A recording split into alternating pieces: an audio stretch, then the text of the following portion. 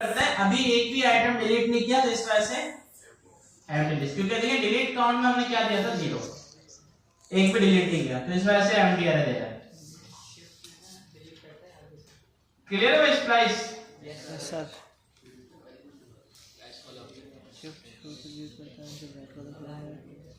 अभी हमने कितने पढ़ लिए?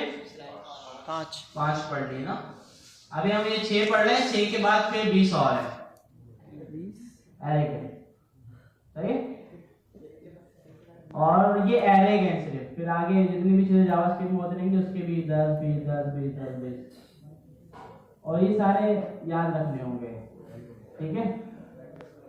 हाँ तो देखिए याद रखना ना बड़ी बात नहीं है, कुछ भी कॉन्सेप्ट पता हो, कॉन्सेप्ट, ठीक है। वो तो मैं पढ़ाता रहता हूँ, इस वजह से मुझे याद है। कॉन्सेप्ट ये क्या बताओ कि फॉर एग्जाम्पल ना कोई ऐसा टास्क आया आपके पास जिसमें आपको एरे के बीच में से एक एलिमेंट को डिलीट करना था, लेकिन आपको पता नहीं है कि जावास्क्रिप्ट में कैसे होता है। सर्च कर लिया, एआई से पूछ लिया कि यार भाई मुझे एरे के सेंटर से ही डिलीट करने किससे करो, तो एआई आपको बताएगा भाई स्प्लाइस से करो। भले आपको स्प्लाइस याद नहीं था लेकिन आपको पता था कि ये काम हो सकता है, सही ना। तो कोड याद रखना ना जरूरी नहीं है, समझना जरूरी है कि भाई which is possible which is not possible, ये जरूरी है, ठीक है ना। ये आपको लाजमी पता होना चाहिए। जरूरी नहीं है स्प्लाइस क्या करता है, नहीं पता, लेकिन वो पता हो कि एरे के अंदर से कुछ भी आइटम रिप्लेस एडिट डिलीट सब हो सकता है। कैसे हो सकता है वो सर्च कर लिया जाए, ठीक है। कोड याद रखने से कुछ नहीं होता।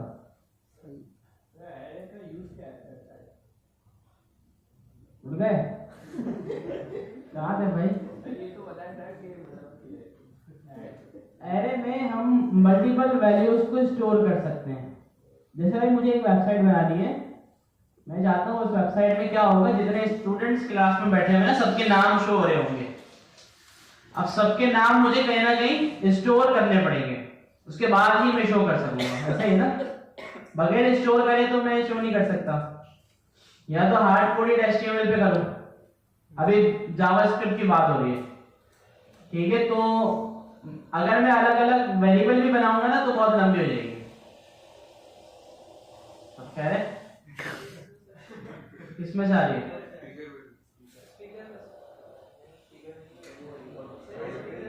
ऊपर से डिलीवरिंग हो रही है, सही है कह रहे।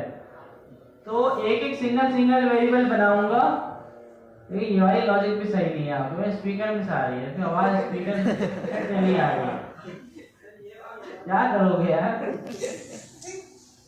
ठीक है। तो एक एक वेरिएबल बनाऊंगा 100 बच्चों का, तो 100 वेरिएबल हो गए, है ना।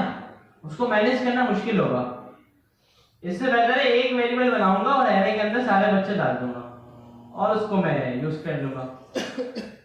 देखिए फेसबुक पे जब आप जाते हैं पोस्ट करते हैं ना, जैसे आपने पोस्ट लिखी, पोस्ट दबाई, तो आपका जो पोस्ट का डेटा होता है सारा वो एरे में जाता है। किसमें जाता है? एरे में। और वो जो सारी पोस्टें शो हो रही होती है ना, वो एरे में से निकल के आपको शो हो रही होती है। सिंपल, ठीक है। एरे समझ लें एक डेटा स्टोर करने के लिए एक फॉर्मेट है, पैटर्न है, सही है ना। ऑब्जेक्ट भी होता है जो कि इससे भी इंपॉर्टेंट होता है, वो आगे पढ़ेंगे, ठीक है। इसके बगैर ना डेटा को आप मैनेज नहीं कर सकते हैं किसी भी तरीके से, बहुत मुश्किल हो जाएगा। क्या हम इस एरे की लिमिट हम खुद सेट कर सकते हैं कि इतनी वैल्यू जिसमें आ सकते हैं? हाँ कर सकते हैं, ठीक है। कंडीशन लगा सकते हैं कि जब ऐड कर रहे हो ना, ऐड करने से पहले देख लें कि उसकी लेंथ अगर इतनी हो गई है तो अब ऐड ना करें, वरना अलग से एरे का कोई अपना कोई ऐसा फीचर नहीं है। एरे बोलता है जितनी वैल्यू ऐड करनी है आप कर लो, ठीक है। लेकिन है बहुत इंपॉर्टेंट एरे ना, एरे ऑब्जेक्ट ये बहुत इंपॉर्टेंट है, क्योंकि इससे ना सिर्फ आप फ्रंट एंड नहीं सीखते बल्कि बैक एंड और ये जो डेटा स्ट्रक्चर्स वगैरह होते हैं ये सब सीखते हैं।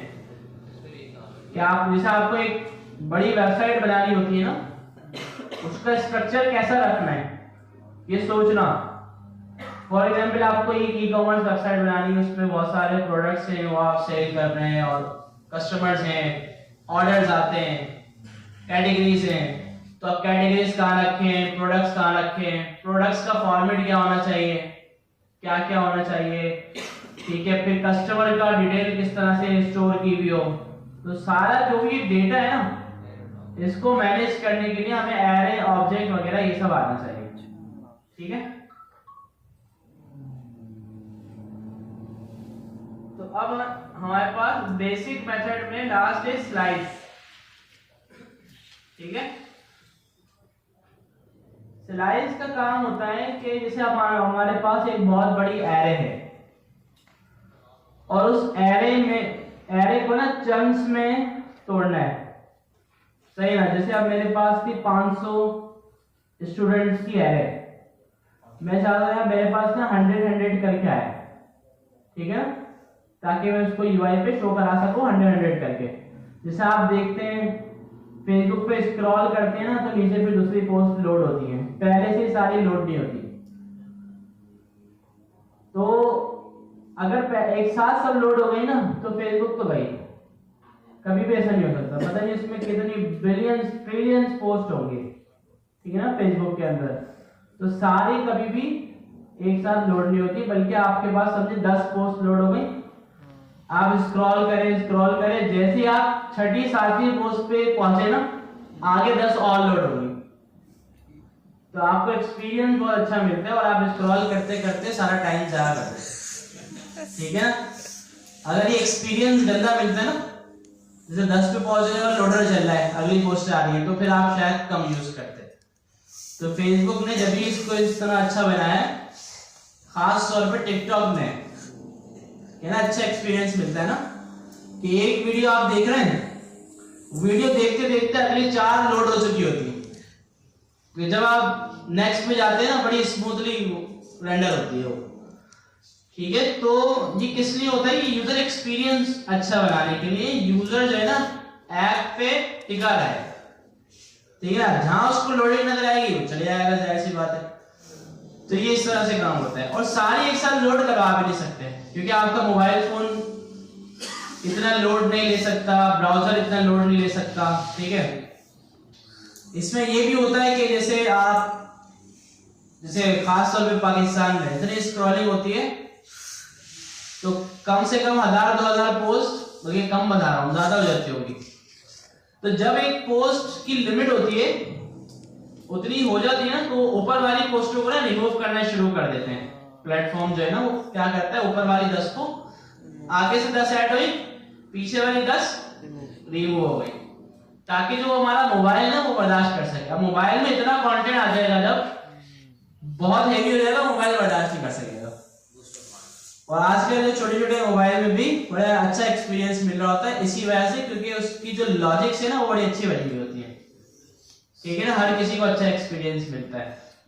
सर टिकटॉक को ऑफलाइन कैसे चलता है, जैसे बीच में अगर आपका नेट चले जाता है, तो यही ना, ये बताया ना, जैसे एक वीडियो आप देखते हैं, ये टिकटॉक चलाते हैं भाई, मेरा फ्रेंड चलाता है उसमें, मेरे पास तो ये